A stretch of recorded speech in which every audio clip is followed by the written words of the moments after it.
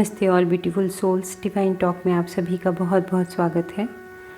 पिछले वीडियो में गणेश जी से संबंधित वीडियो में मैंने आपसे चर्चा की थी कि गणेश जी को द्वारपाल की तरह या शोपीस की तरह ना प्रयोग करें, क्योंकि इससे जाने अनजाने बहुत सारी बाधाएं जीवन में आ जाती हैं, बहुत सारी नुकसान की स्थितियां बन जाती हैं।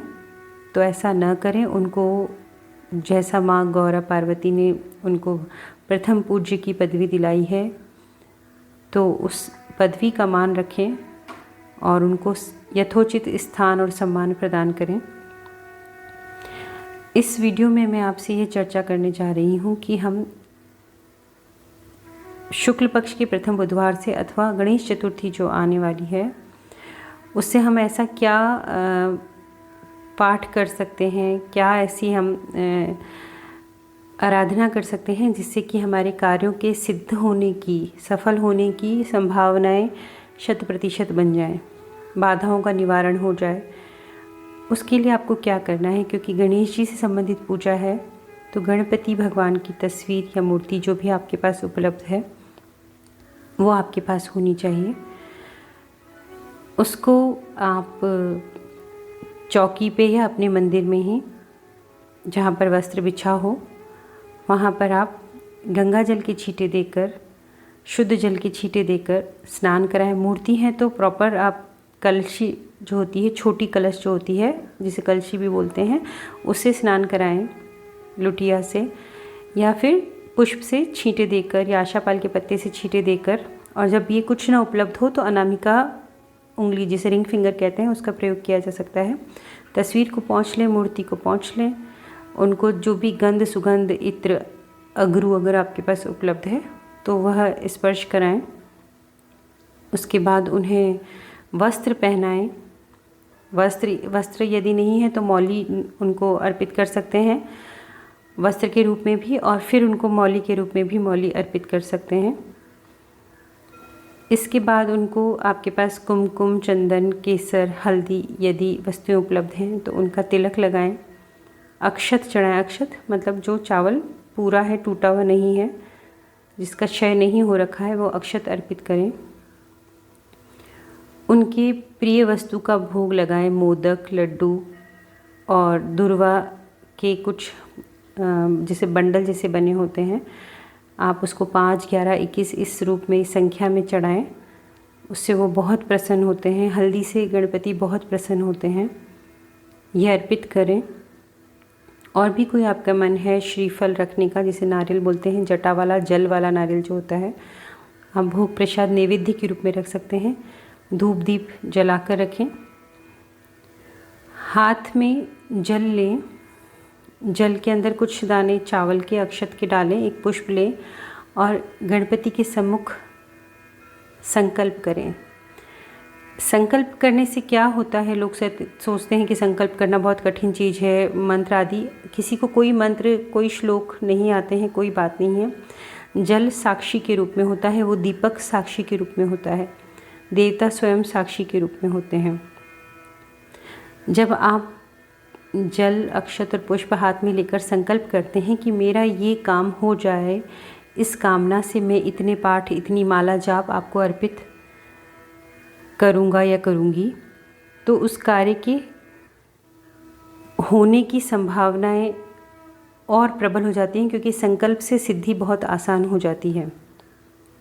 तो हाथ में जल लें, अक्षत लें और पुष्प लें और अपना नाम बोलें। अगर आपको अपनी गोत्र पता है तो गोत्र बोलें और ये बोलें कि मेरा यह काम, जो भी आपका काम है वह बोलें उनके सम्मुख, ये काम सरलता से हो जाए, बिना बाधाओं के हो जाए, शीघ्र हो जाए, इसके लिए मैं आपके इतने पाठ, इतने जाप माला का संकल्प लेता हूँ या लेती हूँ।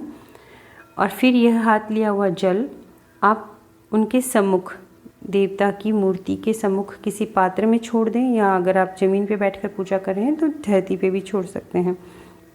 पात्र में छोड़ना ज़्यादा बेहतर रहता है। पात्र मतलब कोई प्याली, प्लेट, आपने कुछ भी रखा हो उसमें डाल सकते हैं। अब क्या करना है कि गणेश जी का गणेश गायत्री मंत्र है, वो मंत्र मैं आपके सामने बोल रही हूँ।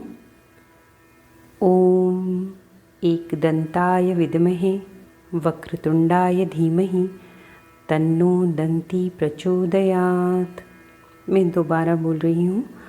ओम एकदंताय विद्महे वक्रतुंडाय धीमहि तन्नो दन्ती प्रचोदयात्। गणेश गायत्री मंत्र है ये। इसकी एक माला करेंगे। उसके बाद आप गणपति अथर्वशीर्ष का एक पाठ करेंगे।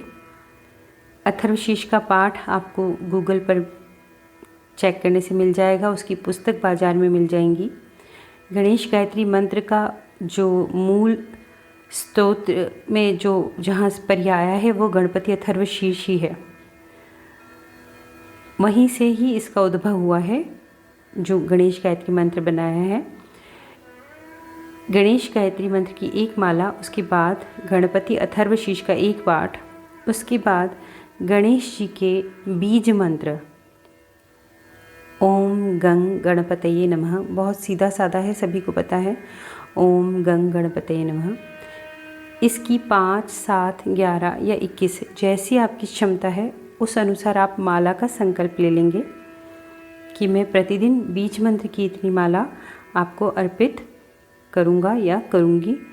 मेरा ये कार्य सिद्ध हो जाए, शीघ्र सिद्ध हो जाए, इसमें आ रही बाधाओं का निवारण हो जाए, या मुझे इस परीक्षा में सफलता मिल जाए, या मेरा ये कार्य शुरू हो जाए जो भी अगर अटका हुआ है। तो ऐसा संकल्प करके आप ये जब पाठ करेंगे, आप 21 दिन का या 41 दिन का 21 डेज़ या 41 डेज़ का संकल्प लेंगे जब जल छोड़ेंगे। पाठ का क्रम बताया है। पहले आपने गणेश गायत्री मंत्र करना है, फिर गणपति अथर्वशीर्ष करना है और फिर बीज मंत्र की माला करनी है। इसके बाद उस दिन वह करने के बाद, क्योंकि अथर्वशीर्ष सबसे संभव नहीं है कि प्रतिदिन हो पाए, तब आप स्पष्टतः संकल्प के दौरान ही कहेंगे कि मैं यह आज आपको अर्पित कर रहा हूँ या कर रही हूँ। उसके बाद आप प्रतिदिन अपनी क्षमता के अनुसार जितने आपने प्रथम दिन बीज मंत्र की माला की है, ओम गंग गणपति नमः की अगर आपने 5, 7, 11, 21 जितनी संख्या में माला की है, वह प्रतिदिन आपको गणेश जी के सम्मुख करनी है दीप जलाकर। आपको प्रतिदिन संकल्प नहीं लेना है, संकल्प प्रथम दिन ही लेना है, वह गणेश चतुर्थी का दिन अथवा किसी भी माह के प्रथम बुधवार से, जो शुक्ल पक्ष का प्रथम बुधवार होता है, उससे आप ये संकल्प उठा सकते हैं। और आप 21 दिन या 41 दिन तक का संकल्प उठा सकते हैं। और संकल्प में गणेश गायत्री मंत्र और अथर्वशीर्ष के पश्चात आप जो बीज मंत्र की माला जो आप बोलेंगे, उसके लिए आप संकल्प के समय ही बोलेंगे कि मैं प्रतिदिन इतनी माला करूँगी। वो आपको प्रतिदिन करना है। और प्रतिदिन कुछ मीठे का भोग अवश्य लगाएं, क्योंकि जब हम संकल्प करके पूजा करते हैं तो देवता उस कार्य के लिए उपस्थित होते हैं। वो एक छोटे सी तपस्या की तरह हो जाता है, सिद्धि जैसे हासिल करनी हो वैसे। तो प्रतिदिन दीपक जरूर लगाएं, प्रतिदिन भोग जरूर लगाएं। पुष्प आपके पास अगर व्यवस्था हो जाती है तो पुष्प भी अर्पित करें। दुर्वा प्रतिदिन हो सकती है तो प्रतिदिन, अन्यथा बुधवार के बुधवार आप दुर्वा भी चढ़ा सकते हैं। उसके आप वो छोटी छोटी जो उनकी गांठें होती हैं 5, 7, 11, 21 वो आपकी क्षमता से कर सकते हैं।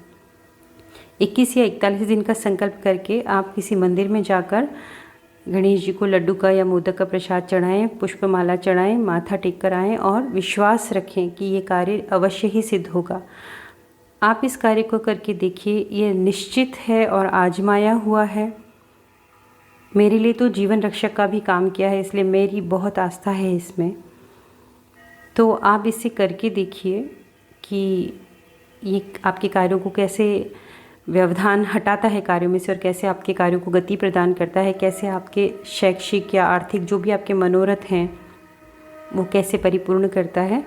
21 या 41 दिन तक ये करने के बाद मैंने आपको बता दिया है कि क्या करना है, और इसे अवश्य करिए। आप निश्चित रूप से अपने कार्यों में सफलता पाएंगे। इसको दृढ़ विश्वास के साथ और भक्ति के साथ करिए। जय गणेश जी महाराज। धन्यवाद।